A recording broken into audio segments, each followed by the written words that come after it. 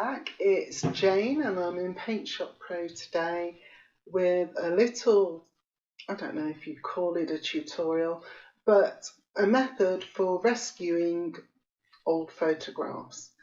My mum came down for a visit yesterday and placed this photograph on the table and said, "Do you remember this?" I've got a vague recollection, but I don't know that I was actually around when this photograph was taken. I think I may well have been away at school. It's 1978. It will be at a community centre somewhere near where we lived.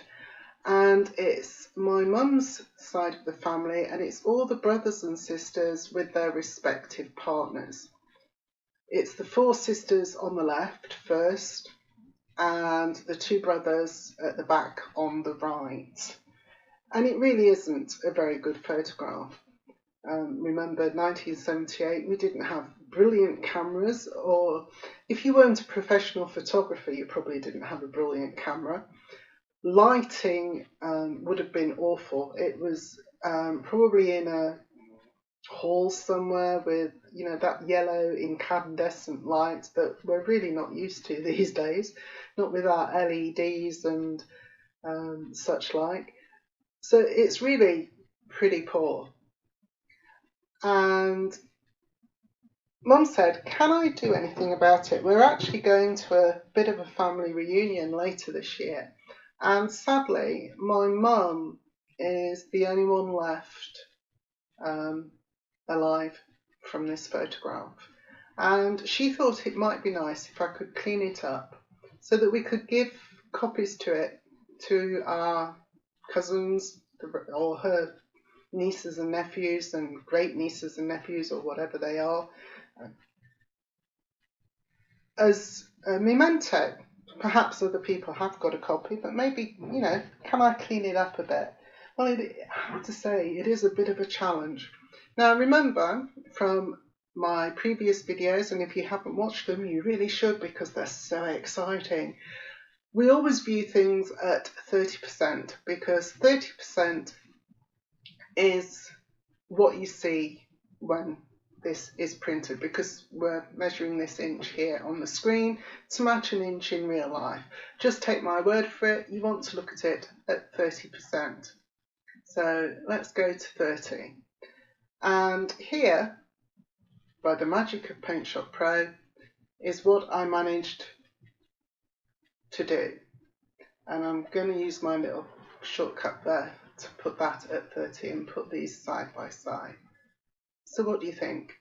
Now, I remember this whole I think these colours are as near as possible as I can remember. I can also remember my mum's suit that she's wearing there. It was a purpley colour. And I think it's not bad. It's not brilliant, but then let's face it, there wasn't a lot to work with. But it is much better. And so I thought I'd show you how I did it. It took about 25 steps. Yes, you're going to say, "Well, Jane, you know how to use Paint Shop Pro, you'll be better at it." Well, yes and no. I don't do a lot of photo editing. I don't really know the tools for the photo editing as well as I know some of the other stuff. And really, all I did was a little bit of trial and error. I had a look, decided whether I liked it or not, and whether it worked, and that was it. So let me show you how I did this one, and I'm going to start with a new copy of it, but I'll keep these in the background just to see if I get anywhere near it, because I've got to try and remember what I actually did. So the first thing you'll need to do if you've got a photograph like that in physical form is scan it. And I used my HP all-in-one scanner. It's a HP NV5530, and here's the original upside down. So let's drag that into our workspace, and I'm going to duplicate it because I don't want to say work on the original. I did on mine, but duplicate it just to be on the safe side because I've already done that. You can do that window duplicate here. I've just realised I've been using my little shortcut and you'll wonder what I'm doing. So let's close that original. Now we're going to rotate it. Now I've got some shortcuts here, but you can go to Image, Rotate Left, Rotate Left. Was I talking about the scanning? I was. Let's go back to the scanning. I scanned this at the highest resolution that I possibly could and the best quality that I possibly could. It'll be in the settings of whatever scanner you've got. My scanner went up to 600 pixels per inch, which is pretty good. And I just made sure that it saved it as the best setting that it possibly could. And this is what I got. And it is pretty blur, isn't it? So let's make a start. The first thing I do is I duplicate this original photo layer. Even though I'm working on a copy, I duplicate it a couple of times. And you can do that by going to Layers and Duplicate. And I also have down here a little shortcut button that I can press. And then let's turn off the visibility of these two. Rename this one to Working, helps if you're actually in it, Working Copy. You should probably also save this as you're going along, and you want to save it as a PSP image to keep all your layers intact. And of course you find the format here underneath. So I'll call this Family for Video, and then I'll now be able to delete it if I want to. Okay. We're not going to alter anything about resolution or size for the moment. We're keeping it at the 600. I'll show you what that looks like here in the, you want to be on the resize button, print size, and in advanced settings, you want to be able to see these here. You can see here we've got 600 pixels per inch, and that actually gives us, if I do this, a photograph that's about 5 by 3, so it's not huge.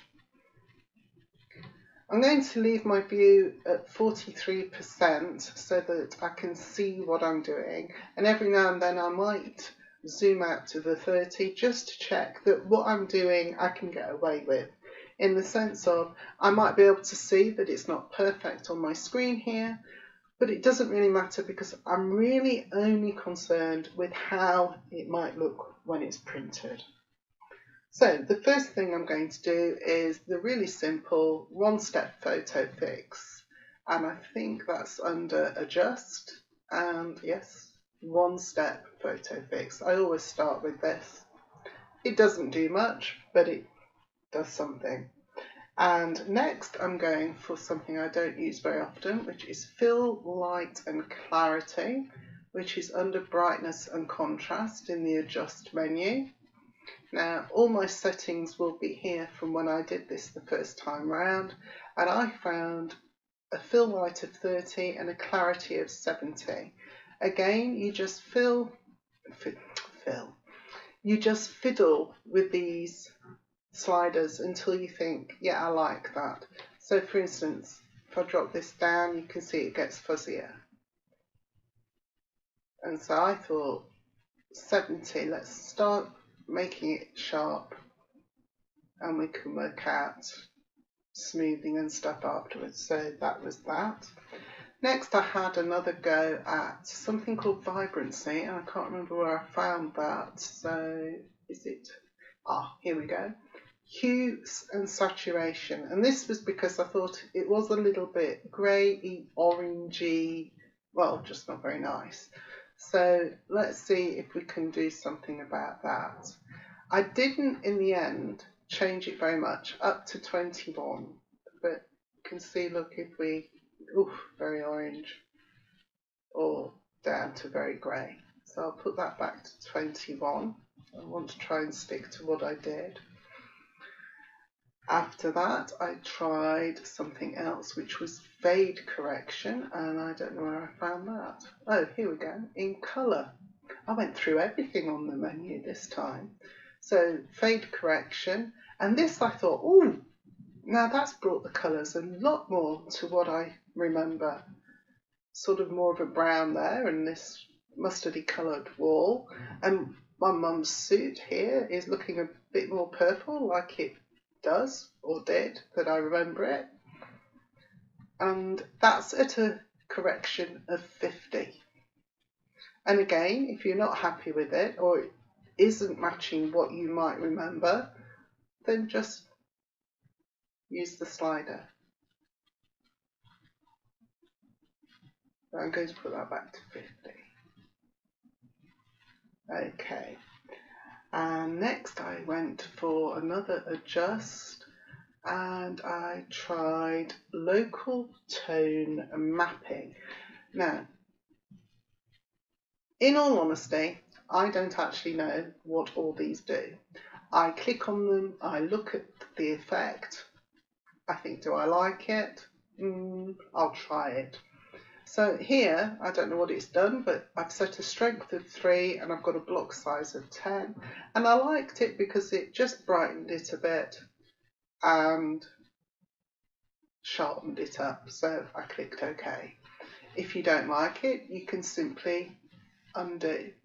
And of course, then you see what it's done and you think, oh, actually, no, that did look all right. So you can click redo. After local tone mapping, I went back to this one under brightness and contrast and did histogram adjustment again. I have no idea what it did, but I did it anyway. And there's two things here, luminance and colour. And the first thing I did was luminance, and I dropped this gamma down to 80. If I put it back up, you can see that's bright, and that just darkens it a little. And then I changed to colour, and this is bright, and there it is at the top. And I tried down 1, down 2, which I thought was going a little bit too green. Didn't like that, so I left it at the 9, and then I clicked OK. Then I went to adjust again, and we're into things here called add, remove noise, and now I'm trying to get rid of some of that speckling. We won't get rid of everything, but we'll get rid of as much as we can without losing the features of the people. I did de-interlace. I'm not sure whether it did much, but I clicked it and I chose even for the scan lines. Next, it was also in add remove noise. I went for this one, moire pattern removal. Not entirely certain again what it does. And I didn't increase the setting much. I've got remove bands at 12 and fine details at 1. After that, I went for another adjust, and this one, edge preserving smooth.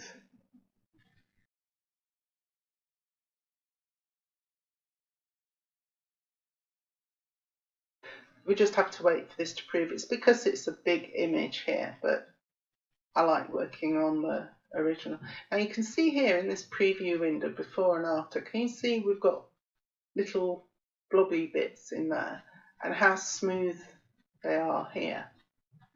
So that was at 30, and again you try the slider and see which one suits. It has made it look, when we're looking at it here at 43%, it does make it look a little bit artificial, but it'll do. And then I tried something else, which was fill flash, and that just took a little bit of the darkness off the colours, and I set it at 25. And after that I thought that might do for now, And so I duplicated the layer. And then I tried something I always try, which is blend modes on layers. So this time I went for multiply. I was really thinking, could I get the people to stand out a little bit? And I liked that. Now, of course, this background is way, way dark and sort of detracts from the people. But I did like the fact that it brought out some of the colours and the features in the faces of the family. And again, because I remember my mum's suit the best, I'm using her as a sort of guide, and that's a lot more true to the colour that what she is wearing. I think I remember my dad's suit there as well. That was a nice blue suit that my dad had. So there we go. But this background is way too dark and dingy, really, isn't it? So I thought, what shall I do? So I decided we're going to have to select around the family and get rid of some of the background. So we want our selection tool, which is here, selection, freehand selection, point to point, smoothing I've got at 10, anti-alias, and to save us doing it later, which I did after because I didn't do this, I think I put a feather of about 3 on because I want to have a fairly smooth edge.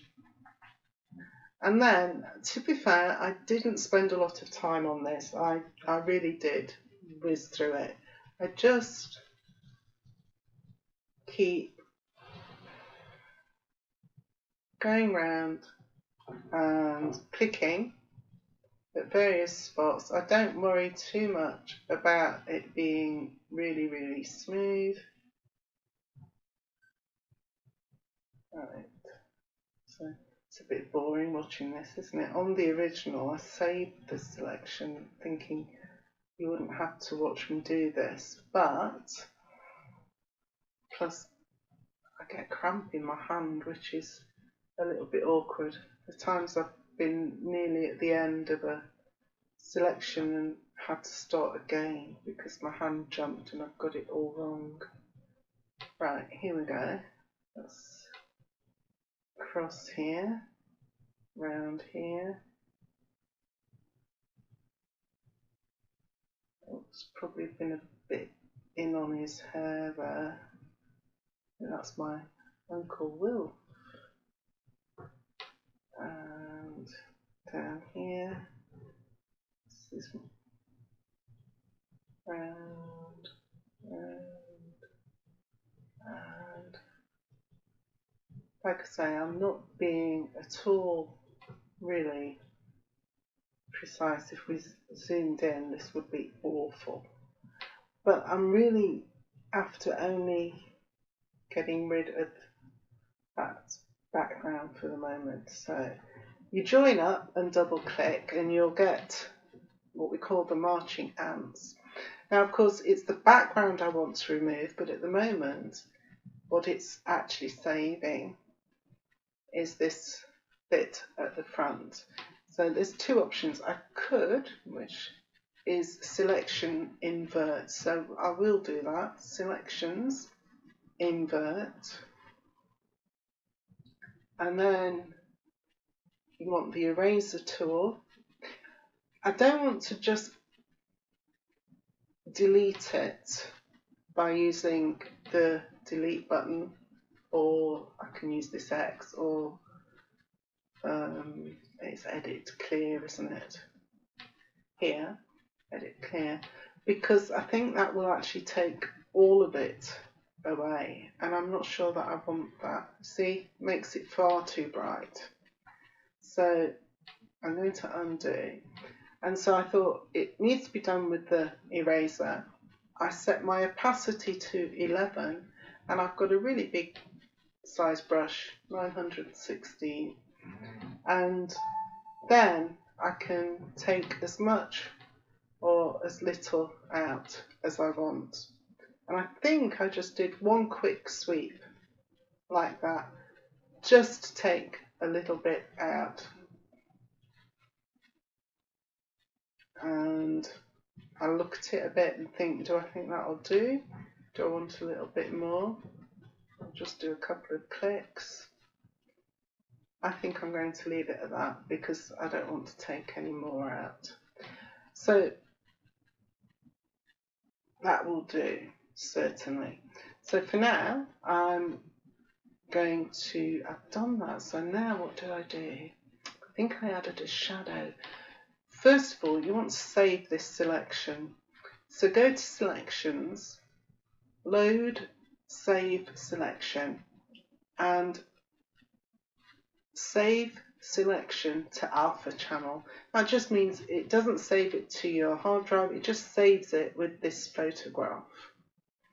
And I think when you open it again, it'll still be there, but let's just click that. You can give it a name, but I'm just going to leave it that. And you can see, look, that it's the selection of all the people. So click Save. Now I can select None.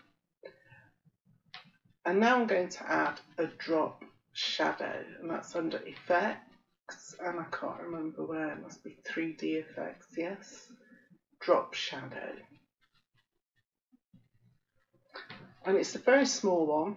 I've got everything set at 0 for vertical and horizontal, an opacity of about 32, and a blur of 40. And I've got the shadow on a new layer. That's very important. You'll see why in a moment. And I'm going to click OK. Now, because the layer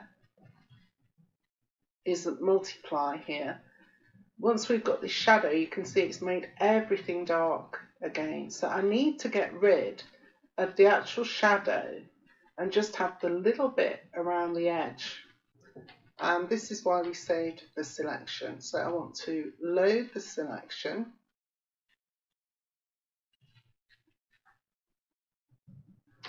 And now I've got to decide which way round I want it.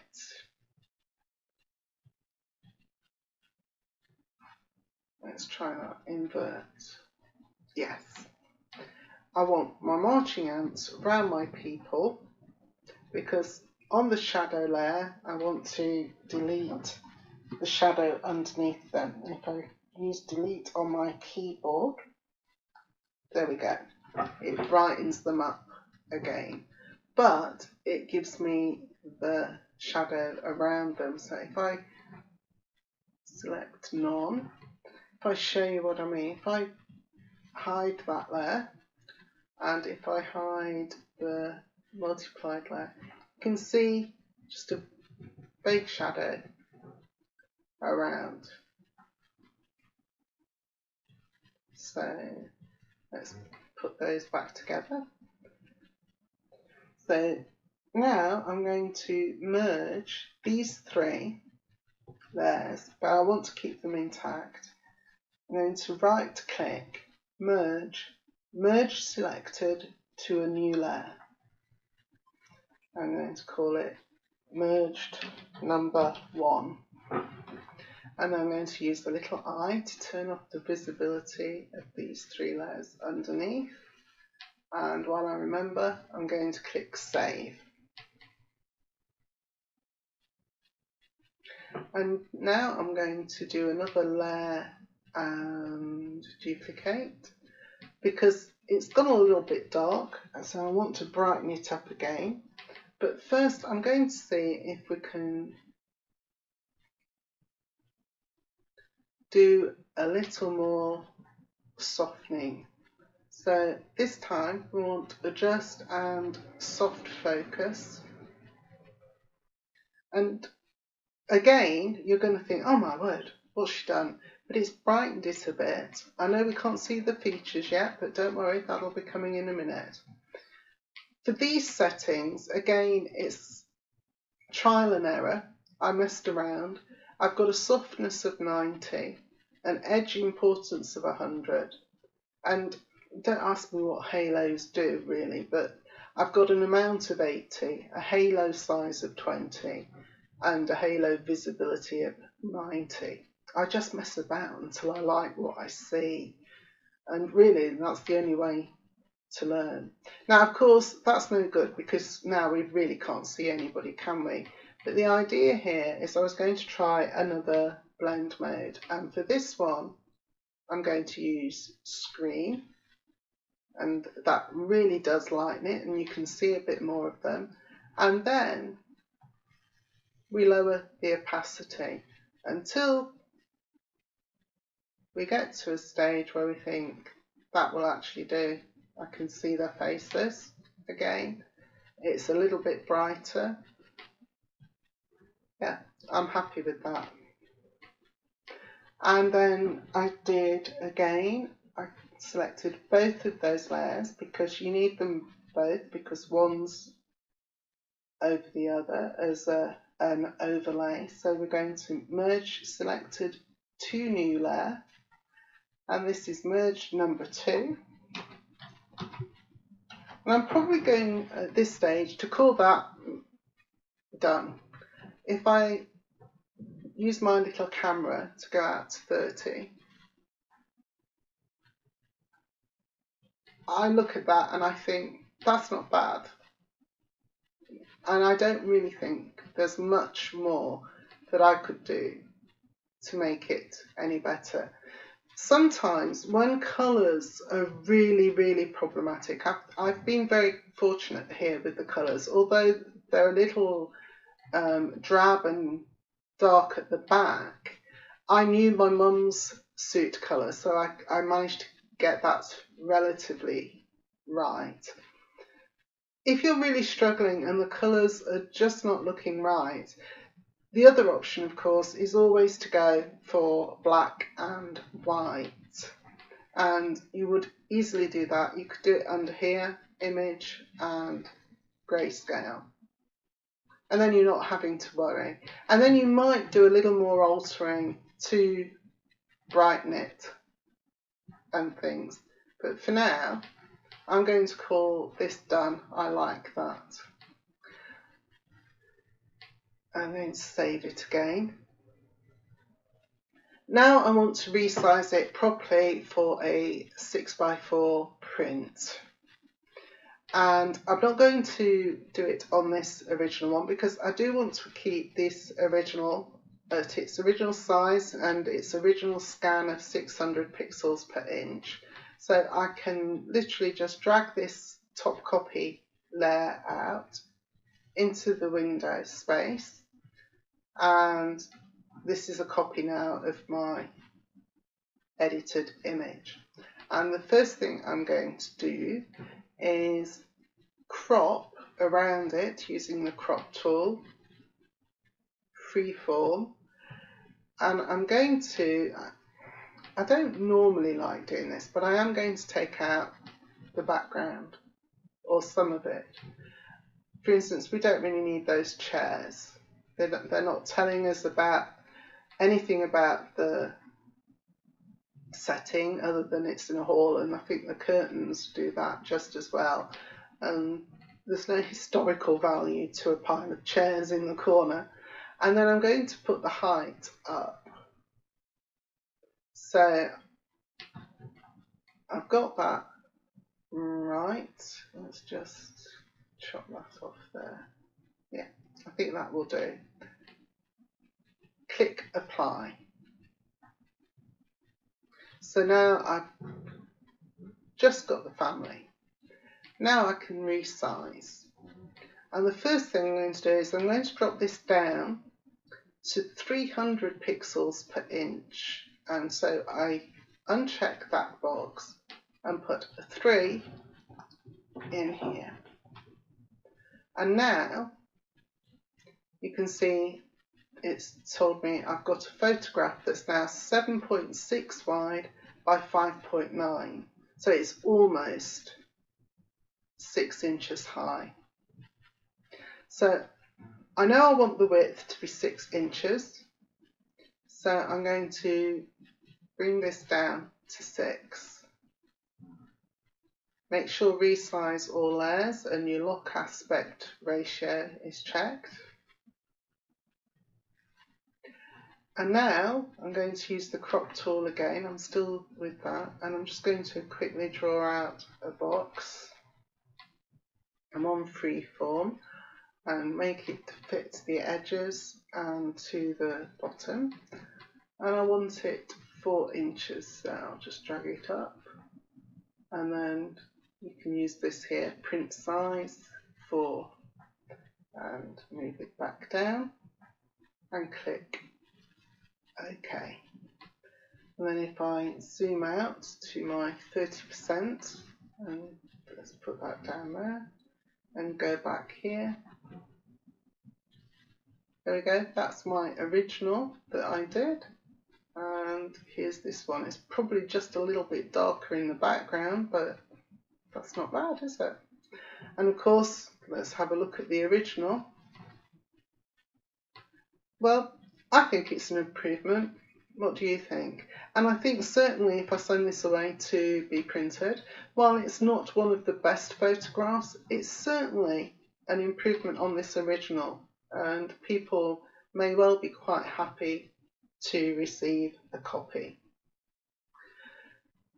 It's saved a photo that might otherwise not have been used, and I'm certain that members of the family will be quite happy to have a copy of this if we take a few over with us in September. So I had better go and send a copy to my mum and see if she likes what I've managed to do. I hope I've given you a little bit of an idea how you could save your own photographs, and until I see you next time, take care.